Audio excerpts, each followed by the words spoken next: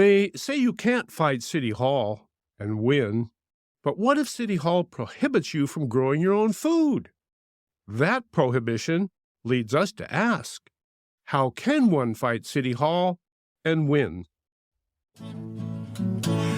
Welcome to the award-winning Food Chain Radio Show with your host, Michael Olson. And now get ready for 1 hour of What's Eating What Radio. Well, hello out there. You are tuned into the 1370th edition of the Food Chain Radio Show. Or hey, perhaps you're among our friends over there in Lyon who are tuned in as we stream along in the Food Chain page at metrofarm.com.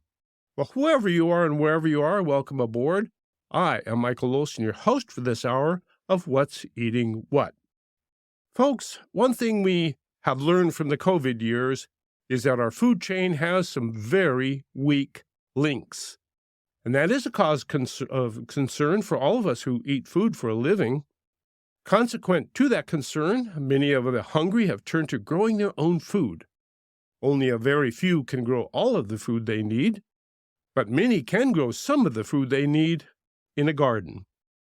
Those who do garden enjoy the physical benefits of eating the food they have grown, but also the spiritual benefits of growing that food. But wait, what if City Hall prohibits the growing of food within its city limits? Sounds perfectly crazy, don't you think? Not so, say most cities. In fact, only 6 states in the United States have passed legislation guaranteeing citizens the right to garden within the limits of cities. Florida was the first such state to grant such a right in 2019. Illinois became the second state in 2021. Those who won the right to garden in the city lead us to ask, how can one fight City Hall and win?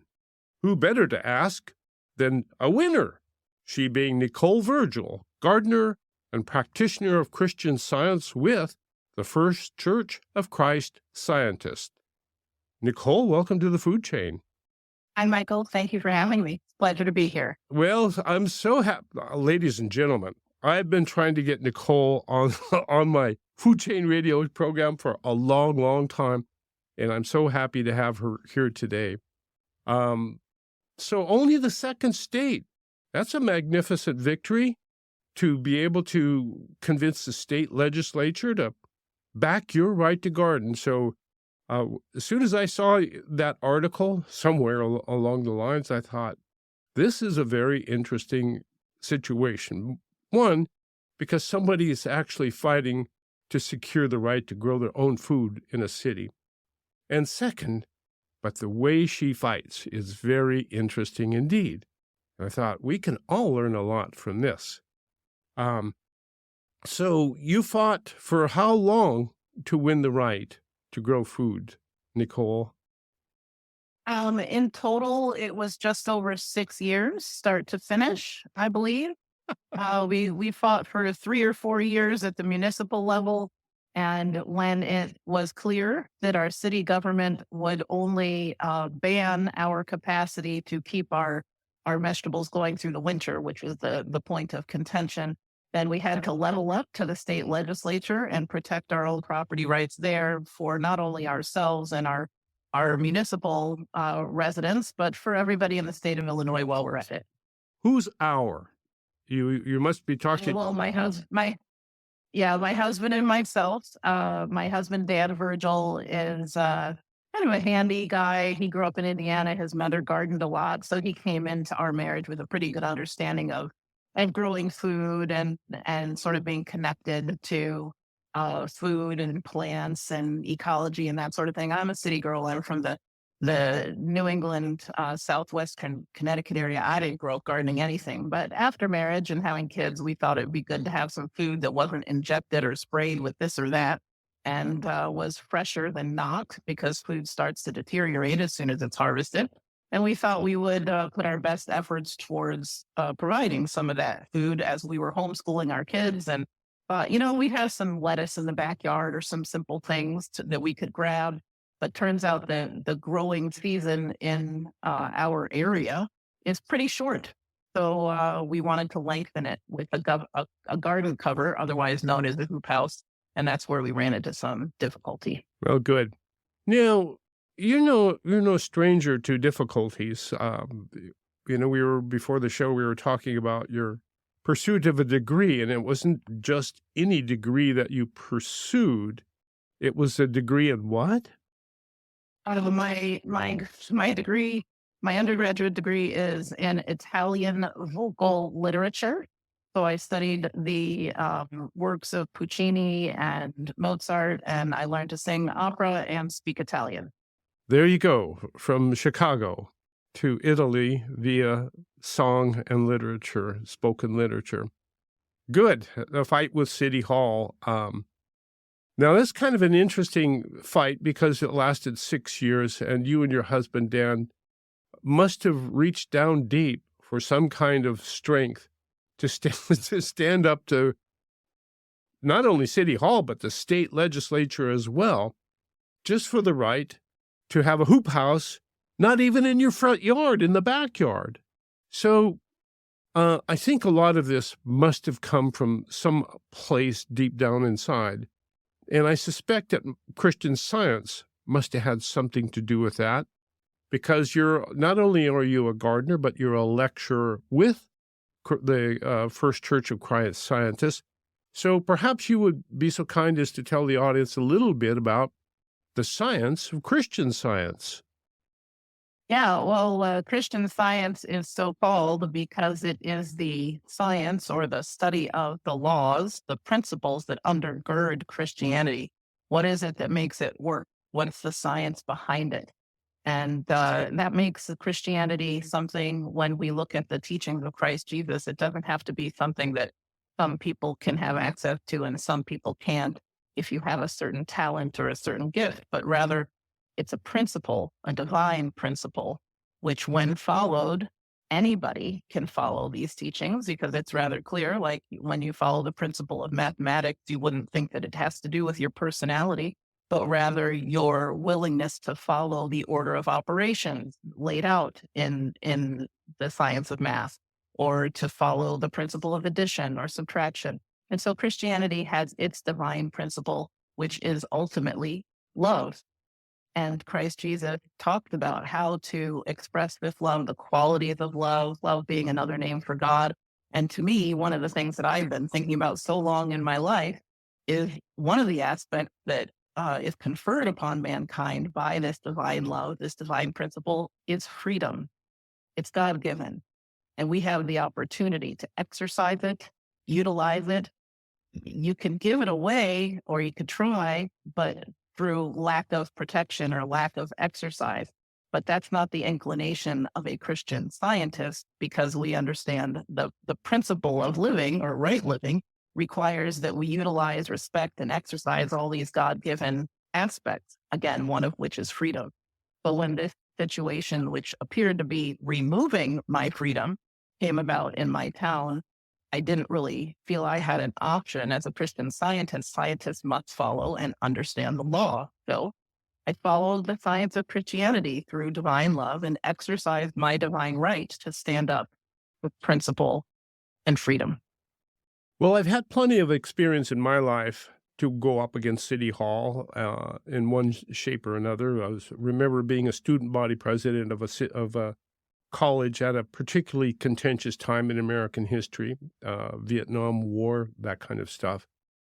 And when we went up against City Hall, it wasn't with love at all. It was with hate and discontent, as much as we could muster up. And, that kind of broke me in a way. And I had to go away and get a job on a ranch in Montana and do physical work to pull myself together from that. But I don't think you approached it with that kind of, how do you approach City Hall with love? Well, I should be clear. Maybe I should have explained or defined the terms a little bit. When Christian Science is talking about divine love, it's not talking about human affection. We're not talking about the warm fuzzies and the snuggly snugglies. Human affection is wonderful, but the scope of divine love is far broader and more potent than human affection. So just to define the terms more clearly, if we're going to get into the realm of divine love, we're talking about omnipotent God, which is synonymous with principle. This principle is what corrects and governs all of the universe. It's nothing mushy to be talked about. It embodies and imbues dignity and respect and the expectation of equality. So when I was looking around my community and I saw that other people had implements, devices, hoop houses, trampolines, ice rinks, whatever in their backyard, and yet I was being denied the same level of equality, you see, this is under the umbrella of divine love. Divine love does not allow for inequality because God made us all equal. And under that principle, I have, as a Christian Scientist, a duty to stand for that equality. These are the functions of divine love. It's not about human kindness, although human kindness can be part of it, but it's something much more robust and effective and potent. And yet it's love because love is a name for God, but it's not that thing that many people think of when they think of human love or kindness. It can be a little squishy. That's not what I'm talking about here. We're talking about divine principle. It's got a titanium backbone.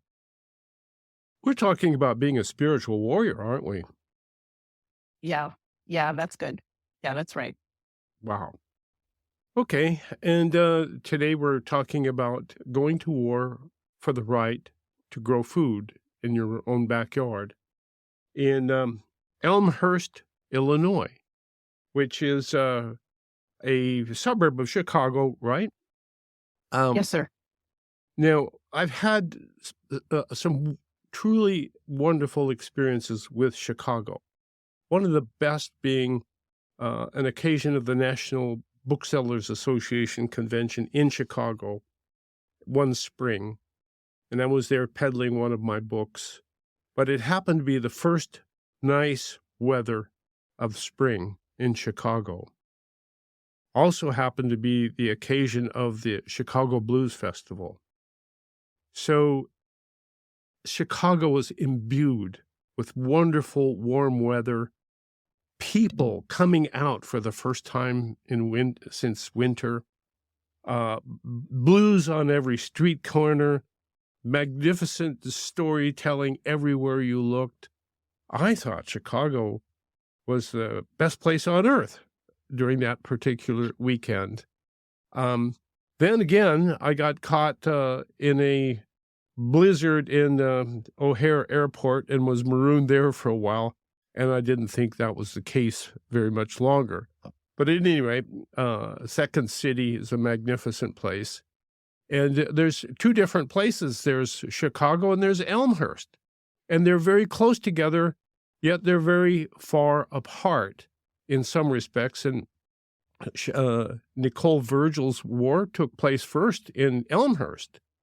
And so when we come back from this break, we're going to talk about the difference between Elmhurst and Chicago, and the front yard and the backyard, and war and peace with the city of Elmhurst and the state of Illinois. This is the Food Chain. Michael Olson, your host for this hour of What's Eating What.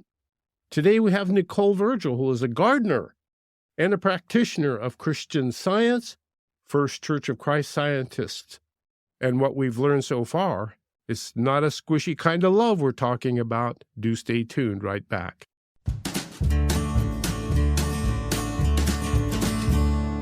Deer fence, wood fence, livestock chain link, vinyl, iron fence, Cypress Coast Fence, Cypress Coast Fence.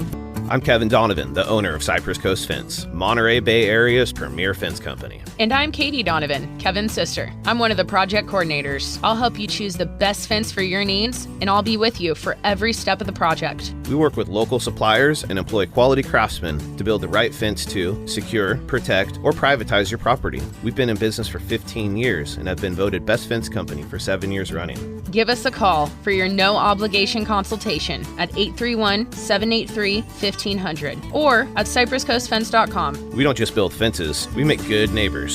Deer fence, wood fence, livestock chain link, vinyl, iron fence, Cypress Coast Fence, Cypress Coast Fence. Attention content producers.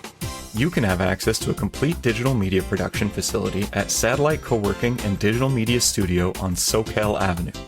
Easily rent video and audio equipment, a studio with green screen, editing suite, and audio booth, all at can't say no rates. Schedule a tour to see for yourself at satellitecoworking.com. Mention Santa Cruz Voice for 20% off your first reservation. Hi, folks. How many of you out there love to garden? Wouldn't it be nice to grow some of your own food? Or maybe a flower garden would brighten your day. All you need is the Knox Garden Box, a heavily constructed, portable, elevated garden on legs that can virtually change the way you've gardened in the past. The Knox Garden Box can be set up anywhere. Yes, you can place it right on concrete at knoxgardenbox.com. That's KNOX, gardenbox.com. Hi, I'm Nancy, the tasting room manager at Bargetto Winery in Soquel, where we've been producing award-winning wine since 1933. Our tasting rooms are open daily at our Soquel location at 3535 North Main Street or in Monterey at 700 Cannery Row. We host weddings, receptions, and special events. Go to bargetto.com to find out more or call 831-475-2258. There's always something happening at Bargetto Winery. The Hook is California's first ever cannabis outlet. 100% locally owned and operated, we're here to be your friendly neighborhood hookup. We believe that everyone should have access to fairly priced cannabis, so we work hard to get it to you for 30 to 50% less than the other guys. If you're 21 or older with a valid ID, visit us in Capitola or in Watsonville today. We're here to be your friendly neighborhood hookup. Check out our website, hookoutlet.com, for deals and stay groovy. Let's go back for more of What's Eating What on the Food Chain with Michael Olson. Welcome back, ladies and gentlemen. Boy, we are having a good time today fighting for the right to grow food in our backyard. Now, you would think that would be perfectly legitimate everywhere in the world, in the United States, grow food in your backyard. But what if you're in Chicago and you need to have some protection for those plants back there? Maybe you want to go put up a little hoop house. But then you run up against City Hall. And how many of us run up against City Hall? And how do you win? Well, today we're talking with Nicole Virgil, who went up against City Hall with divine love and won. And Yes, sir. so we're going to Yes, learn sir. about fighting City Hall. We're learning about divine love, and we're meeting a very interesting lady, Nicole Virgil. Nicole, Elmhurst, Illinois. Tell us a little bit about your city. Yeah, Elmhurst is a suburb of Chicago, about 12 miles due west of Chicago. If you know, we're right on Lake Michigan. So it's pretty close to Chicago, but the ethos of a suburb is not often the same as you might find in an urban area. And I'm happy to say that although Chicago, is very different in its demographics and size and density, they have great protection for urban gardening down there. You could have just about any kind of livestock you wanted if you have room for chickens or growing food and all sorts of creative stuff going on down in Chicago. And it's provided for in their city codes.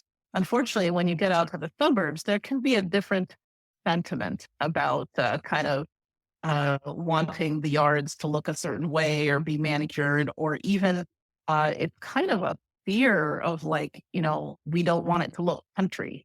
A long time ago in the country, people used to have chickens and hogs and raise food, and we're past that now. We're above that. Only everybody's still got to eat. So how are you going to be past it? You can't be above it. Fresh fruit is fresh food. There's no way to get past it. But with the advent of supermarkets and conveniences and airplanes that can fly food from California, where you are, through the winter, over the decades, people have forgotten the very basic things that people used to do to maintain their own lives. I admit myself, I had to go to YouTube to learn how to cut up a chicken, because nobody in my family knew how to do it. Like, this used to be commonplace. And same thing for growing food. When I wanted to teach my kids how to do it, because I was homeschooling them, and I thought it would be easier to get fresh lettuce out of the backyard than to try to recover some slimy look-alike lettuce from the back of my refrigerator. I had to figure out how to grow stuff because it's just not in the common vernacular of thought anymore. And so other things have become prioritized, the length of one's lawn and the appearance of one's home and the type of car and where you eat out. These things are very commonly in the priority of thought. It's in the lexicon of discussion between moms at school, et cetera. And no one's really thinking about, what are you eating? That is not sort of in the common day ethos of things. So when a very typical and common structure, such as the hoop house, is utilized by a resident to grow food, people are thinking, what is that? Is that a pot house? Is that some kind of nefarious thing? It's just because the thought of growing food, which in our climate requires some type of protection, it's just not in the common vernacular of thought. And so this is going to run into ignorance and confusion, just because in the past 7, 8, 9 decades, we've stopped taking care of ourselves this way. And I was even told by one of my aldermen, I didn't need to grow food. He said, we gave you whole foods, so you don't need to grow. Well, it's just a different thought. So we become, in moving into the suburbs and into the cities, we've become quite prissy in how we think things should be conducted. We look around and we... Go ahead. Yeah, just speed and convenience. We're interested in speed and convenience for a lot of things. And you can't prioritize speed and convenience and quality food at the same time. Good food is slow food. Fast food is convenient, but it's not quality. So you can choose. You choose. Michael Olson's third law of the food chain: cheap food isn't, and it isn't.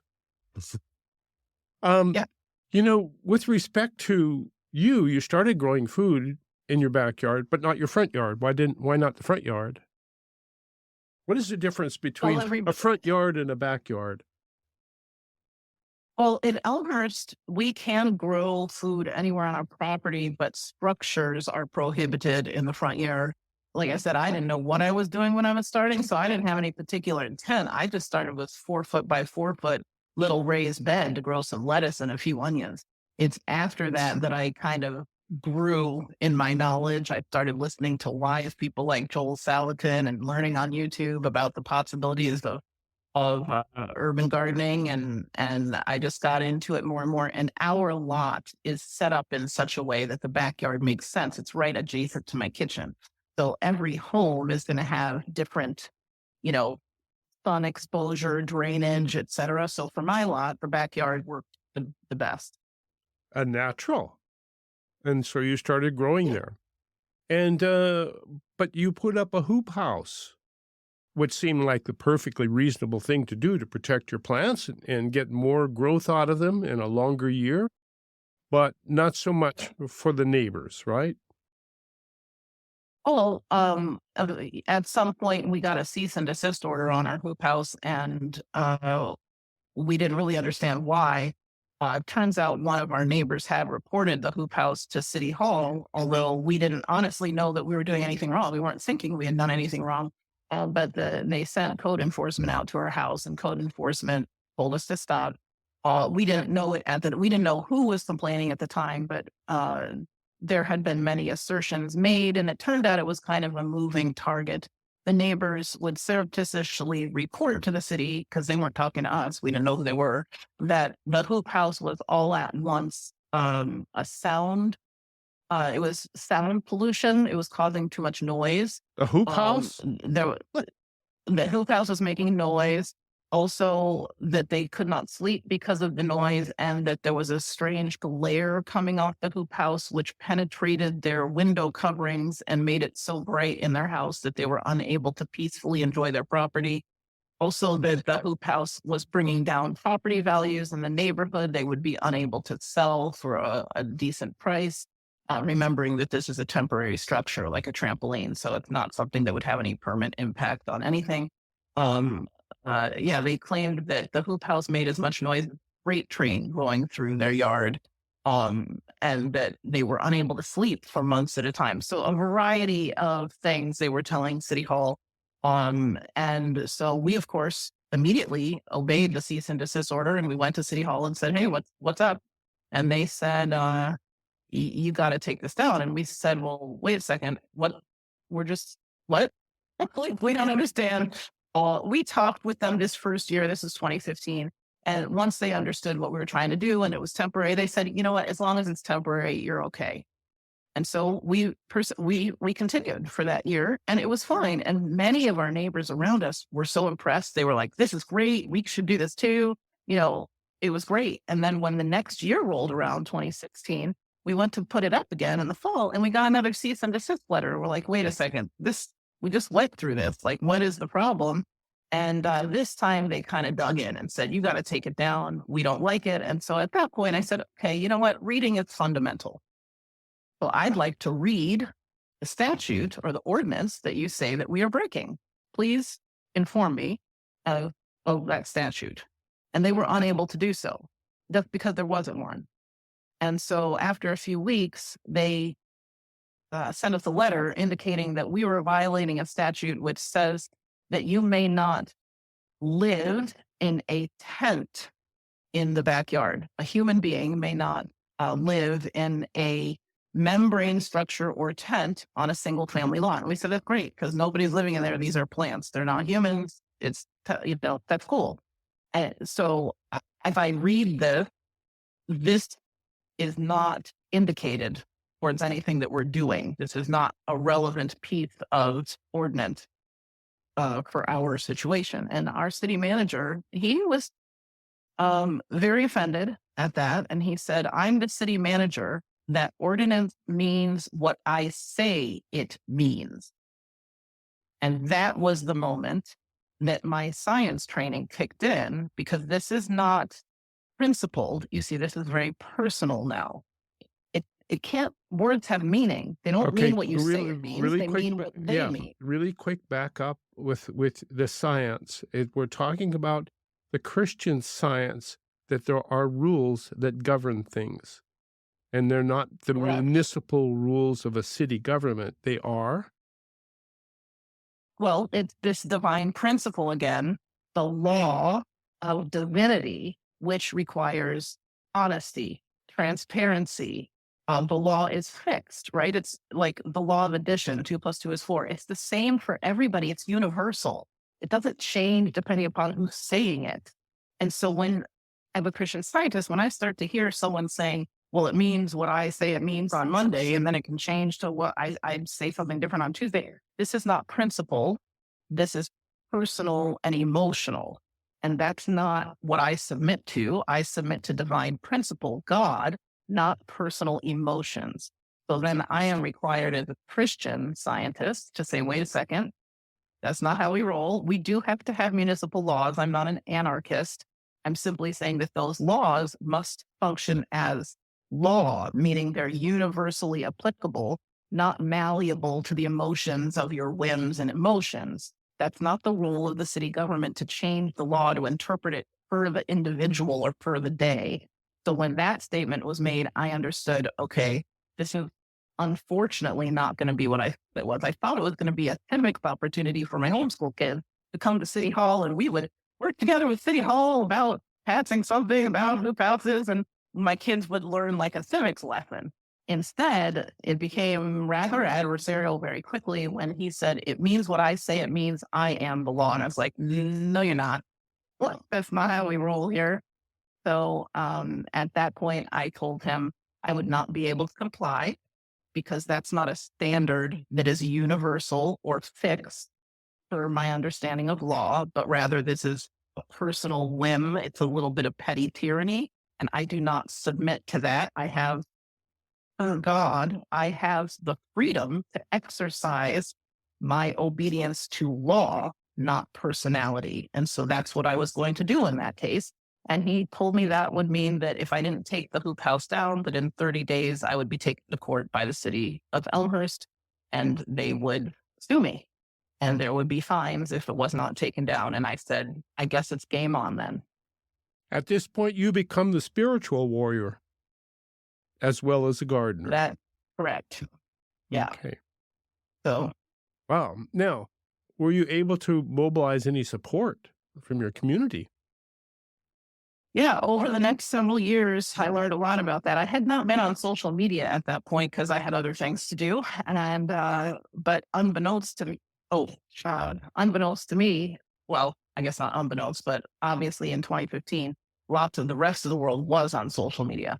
So after I left that meeting, my husband and I were at that meeting where the city manager had made those comments, and we went home and I just was quiet and I went to God in prayer and thought, okay, what do we do? And I thought, sunlight, right? Sunlight's the best disinfectant, right? And God and Christian Science is the sun. So let the sun shine. And so I called the media, and CBS News came out and did a news report on our hoop house. And this is the part I didn't know about how it was working. That news interview, that video clip, it got extracted and someone posted it on Facebook and it blew up. It went viral. Now, I wasn't on Facebook at the time, so I didn't know it. And when I was walking my daughter around the neighborhood, someone said, hey, you're winning in the court of public opinion. And I said, where's the court of public opinion? And she said, it's on Facebook. Oh, and from there, our Potsy was born. The community support started coming up. I found neighbors that offered all sorts of skills. This developed over a period of many months. This wasn't a overnight thing. We had to go to court. We lost in court, but people came out of the woodwork. We had videographers and audio engineers and people with all different skill sets, graphic designers who would help me design email campaigns, and other people who were doing petitions door to door in the different wards of our city, all different skill sets in many hands. And I believe this is the multiplying power of divine love. Go forth and multiply the good. This was the good in the community coming out to support that principle of equality and freedom with which we persisted. Good versus evil. You can put it that way. And perhaps it was as simple as that. Well, ladies and gentlemen, holy smokes, this is a very interesting warfare going on between good and evil, divine good, divine truth, and universal truth going up against the whim of somebody in City Hall, which is seemingly what we all go up against, even when we go to get a driver's license renewal or something or anything. We often run up against this City Hall. And how do we contend with it? Well, Nicole Virgil came up with a very good way of contending with it, because she contended with it and she won. She went up against City Hall and she won. And we're learning how. Michael Olson, this is the Food Chain Radio program with Nicole Virgil today, who is a gardener and a practitioner of Christian Science with the First Church of Christ Scientist, and you. So we ask you to please stay tuned, because we have to figure out how this story ends, and it's going to end really good. Stay tuned. History buffs! This tale from Michael Olson's Tales from a Tin Can took place during the Battle of the Komandorsky Islands, March 1943. All the gunfire that had been aimed at the Salt Lake City was now coming directly for us. From my position up in the gun director atop the bridge, I could actually see the rounds coming from the Japanese cruisers. Captain would yell up, "Over or under?" I'd yell my guess back down, and he'd give the helmsman his orders. Those Japs had their batteries lined up right, I'll tell you. They dropped a dozen shots short, then walked right up as neat as you please. Their dispersion wasn't 20 feet, and that's what you want to see. Except, of course, if you happen to be on the wrong end of that gunfire. Hell, even the men down the fire room knew we were done for. Tales from a Tin Can contains 424 tales by 44 sailors aboard the USS Dale, from Pearl Harbor to Tokyo Bay. Order your Father's Day copy at talesfromatincan.com. That's talesfromatincan.com. talesfromatincan.com. Duke the Pug will soon turn 20, which is pretty good for a dog breed that averages 11 years. When Duke was 13, he lost a lot of hair, had a hard time getting up for a walk, and his bowel movements were not very moving. We started making his food instead of buying it. We cook up a big batch of rice, chicken, broccoli, carrots, and turmeric, freeze meal-sized batches, and thaw them at mealtime. We also sprinkle Arthrodex on each meal. Arthrodex is a complete blend of plant-derived minerals, vitamins, amino acids, and enzymes formulated to make old dogs young again. And it does. Duke the Pug does have his problems, but he has all his hair, loves daily walks, and has no problems with his movements. Breakfast is at 7, and if it's not there by 7:01, we all hear about it. Make your old dog young again. Pick up Arthrodex at nutrientstogo.com. And while you're at it, make yourself young again with a Healthy Body Start Pack. nutrientstogo.com. nutrientstogo.com. You can earn a substantial income by farming for the city. All you need to do is take your crop to market and win the competition for the consumer dollars. There is a well-proven strategy for winning this competition. You will find it embedded in Metro Farm, the guide to growing in or near the city for the city. Northland Berry News, Paul Otten. What a book. It's obvious Metro Farm was not written by someone sitting in an ivory tower. It comes from the trenches, from the School of Hard Knocks. A superb job. Ag reporter Nancy Barr. Metro Farm addresses just about every issue involved in planning, planting, growing, harvesting, packaging, transporting, and marketing of a crop. Before you plant your seeds, pick up a copy of the Ben Franklin Book of the Year award-winning Metro Farm. Then plant your seeds and win the dollars. MetroFarm.com. MetroFarm.com. MetroFarm.com. So much to say, so little time to say it on the food chain with Michael Olson. Yes, so much to say and so little time to say it, but we're telling a story today of somebody who went up against City Hall and won the right to garden. And not only that, but won the right for everybody in her state to garden as well. Not a little victory, a big victory. Only the second state, Illinois became only the second state in the United States to guarantee the right for people to grow food in their yard.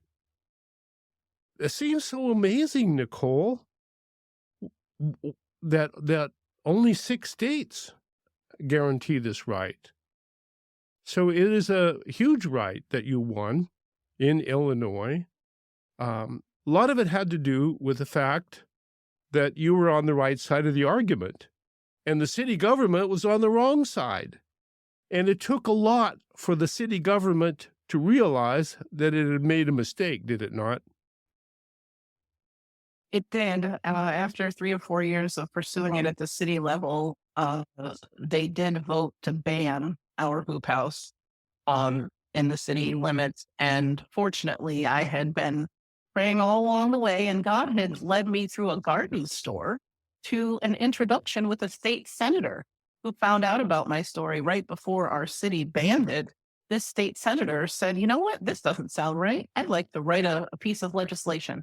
And so we were sort of on the runway to go to the state before the city even banned it. The city got a little bit of a surprise there after the ban. A few weeks later, they found out that a piece of legislation was up at the State House. And that usually takes a few iterations before it passes because the senators have to get familiar with the legislation. You have to get, it's a little bit of a process, but wasn't too long. I think we had 3 legislative sessions. And in 2021, the state law was passed in the state of Illinois, protecting all Illinois homeowners' right to grow food on their own property without interference, with the assistance of, I have to say, some great organizations, not the least of whom was Institute for Justice, which penned the legislation in its final form. They're great warriors for justice and equality. Ari Bargill, our attorney, did a great job. And the Illinois Environmental Council, they worked at the state level. They know all the players, in the Illinois state legislature.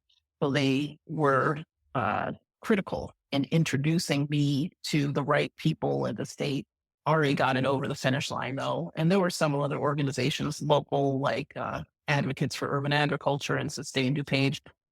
All of these organizations and what wound up being thousands of individual Illinois state residents really came together and coalesced, because I do believe fundamentally people can't. Truth resonates with people. They know when they hear it, even if they don't want to concur with it, it buzzes. And you know that it's right on the inside of you. You put truth together with love and you've got a fire. And that fire is what kept me going many times when I wanted to quit, because this seemed so absurd, exhausting, ridiculous. We failed so many times before we had to keep going back to different committees and they kept stalling on stuff. But every time I got exhausted or overwhelmed, I would pause and I would take some time away. And what eventually would stir me back up again is I'd be driving around the city and I would see another hoop house, or I would see some device in someone's backyard, and I'd think, this is not equality. Why can't I do that which all my fellow residents are doing? And there's that law again, that law of equality and freedom would kick in. And I was obliged then as a scientist to stand for my God-given rights. And then I was back in again. So that was how it worked for me. I don't know if that's how it is for everybody, but I couldn't let it go because I can't consent to my own lack of freedom. Someone else might consent to it, but I'm not going to consent to my own lack of freedom. And so then I had to stand and fight. Standing on a hill, looking at a distant city, it resembles in character a confined animal feeding operation, a CAFO. And in a CAFO, the animals have no rights, but people have rights in the city, and people like you stand up and demand that right and win it for the rest of us who seem to be perfectly willing to subjugate ourselves to the pens that we live in. So, Governor Michael, Pritzker signed the bill, right? He did sign the bill. I'm not proud of this to say that after the governor signed the bill, my city council still tried to stop us. They still tried to impede us by threading the needle in such a way that would make our hoop house so small that we could have one, but it'd be so small it'd be dollhouse size and not be usable. And so we still had to go back then, but by then we really had the wind at our back. After 5.5 years of prepping forward, we had such community support. We had truth, which Christian Science teaches. Truth is always the victor. So if you stand with truth, you're in good stead. And we just had to stay with it a little bit longer. And eventually the city came around and wrote into their own ordinances something very robust that protect everybody in Elmhurst for this type of usage. And I suspect that would be a tough job for a city, for a municipal government to actually write rules that allow for freedom, and yet satisfy the neighborhood that things won't run amok. And it would be much easier for a city to say, "Thou shalt not do anything that I don't want you to do," which is what they tend to do, because it's the easiest thing for them to do. That said, people love their freedom and they love their gardening. And as I mentioned at the opening, people who garden get the benefit not only of eating the food that they eat, but the spiritual uplift of actually growing something in a city, and just going up against the city in itself and growing things is kind of unnatural. And yet there's a truthfulness in that as well, don't you think? Sure. Well, there's so many different benefits to this. I mean, sure, fresh food is the obvious one, and that's why someone engages in doing it. But also, for example, here in Illinois, the soil is very clay where we are. So when you're growing food, those roots are breaking up the soil, which makes the soil more able to absorb water, so that cities like ours that have flooding issues are less impacted by flooding because the plant's health help the water get into the soil, whereas clay would make it more like pavement and just be runoff. That's a very significant benefit in an area like ours. It wasn't too long ago that we had the COVID pandemic and people were trying to stay away from grocery stores. Having food in your backyard, when you have an abundance of food, it's very easy to share that with your neighbors. This makes communities more resilient, right? So that food chain is not dependent on, a certain big store, a big delivery. I think there's so many benefits to this all the way around. It's just a no-brainer. It is a no-brainer, and yet it is a no-brainer for governments. So how do we come to grips? You did it, and it took you 6 years.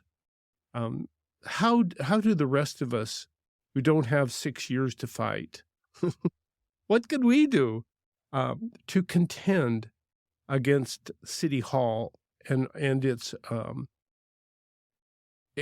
lies that say the truth is what I say it is and not what it is? How do we contend with that? Well, I would say two things to that off the top. First,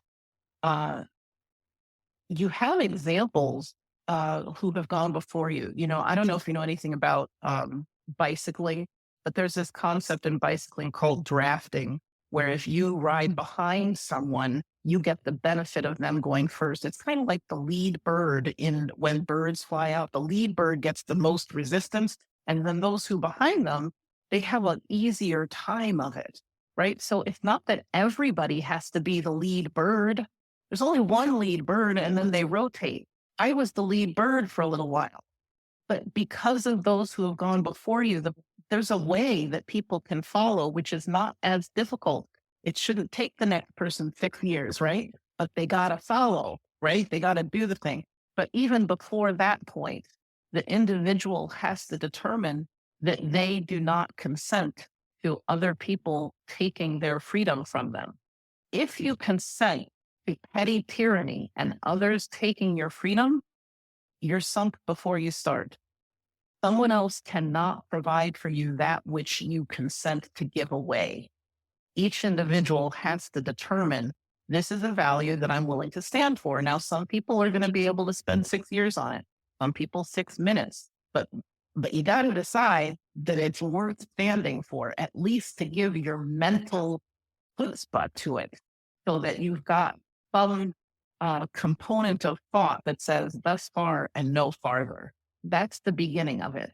And then you might have an opportunity to speak at your city council or on your school board or at your card game or something. There will be a place for you to strengthen those muscles. If you don't strengthen them, they will atrophy. And if you don't use them, nobody else can use them for you. So my first call to arms is, don't consent to giving away your freedom. Exercise those muscles, and you will have the opportunity to strengthen them.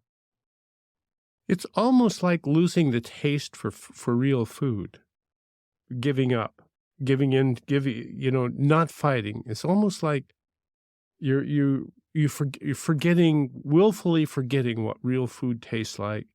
So you'll satisfy yourself with eating something that's wrapped in plastic that came from thousands of miles away. Speed and convenience. Yes.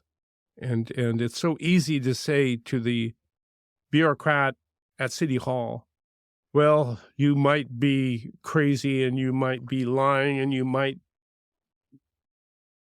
be going against what is true, but I'll go along with you so I don't have to fight you. Yeah. Tough job. That's a tough thing to do. And you did it.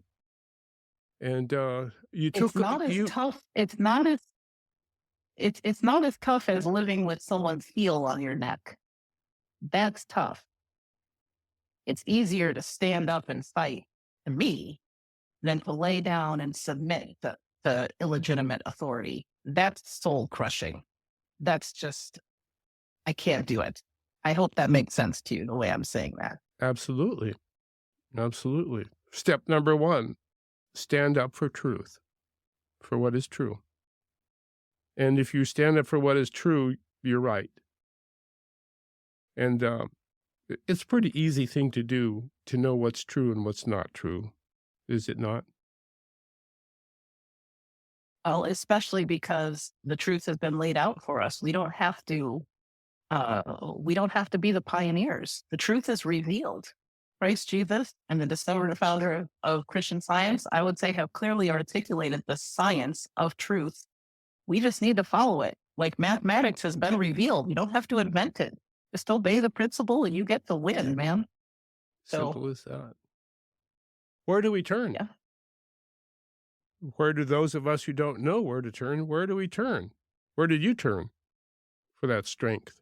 Well, I can tell you that the only way I was able to persist for as long as I persisted is through my lifelong study of Christian Science. Mary Baker Eddy is the discoverer and founder of Christian Science, and her seminal book on Christian Science, which is named Science and Health with Key to the Scriptures, is a sure pathway to anybody who's ready and interested to find out what is actually the power of truth. I mean, boots on the ground. I don't mean something esoteric that's theoretical that you can pontificate about at a brown bag lunch. I mean, boots on the ground. How do I live with freedom so that I can exercise some sort of dominion in my own life and not fall prey to all the attempts to obliterate and eliminate our natural God-given rights. The science of Christianity has been, in my experience, the shortest line from A to B in what can be a very difficult to navigate human experience. So that's my recommendation, Science and Health with Key to the Scriptures by Mary Baker Eddy and a good Holy Bible. You say it's a real science. Yes, sir. Tell us how. One more time. How is it a real science? Oh, how is it a real science? Well, any science, what are the attributes of any science? There must be a principle to observe and follow, right? The scientific method says first you observe, right? There's a method to science. It's not just cattywampus, right? There's an order of operations. So in Christian Science, our, you might say, order is we begin with God. God is the Alpha and Omega. So we start there, and we have synonyms for God's names elucidated in the Bible. One of them is love that we've been talking about. So we start with love. We end with love. That's our baseline. It's critical function. Start with God. We don't start with problems in Christian Science. We don't work the problem. There will appear to be problems, but in our method to deal with problems, we start with God. We start with love, divine principle. Can't think of a better place to start. Certainly better than City Hall. And we'll go with that. Nicole Virgil, you're awesome. Gardener, practitioner of Christian Science with the First Church of Christ Scientists. And where do we turn? Where do we look? Where do we look first? To God, to divine love. Thank you very much. Thank you all for tuning in.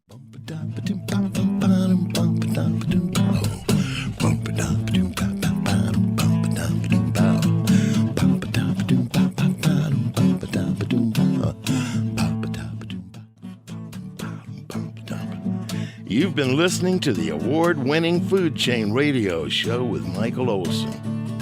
And if your friends missed the show, tell them to log on the Food Chain page at metrofarm.com for a listen.